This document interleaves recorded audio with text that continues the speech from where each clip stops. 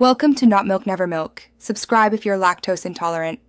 You begin by confirming the exact Instagram username. Small typos change everything. Next, inspect the profile bio and highlights for a contact button, phone, or linked website. Business accounts often expose a verified contact method. Once done, open the linked website or contact button and copy any provided number. It's efficient and legal. Make sure to note mutual connections and tagged locations, because those often point to other public pages where a number might be listed. Start here to avoid wasted effort later. Once you have profile hints, pivot to a broader public search. Visit any linked website and use its About or Contact sections.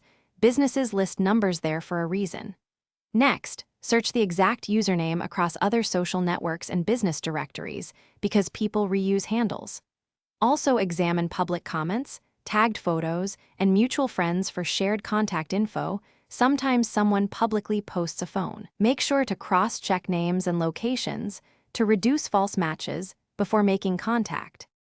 Now verify any candidate number before contacting. Check business listings, public records, or ask a mutual contact to confirm. When you reach out, be concise and transparent. Identify yourself, explain why, and provide an easy opt-out.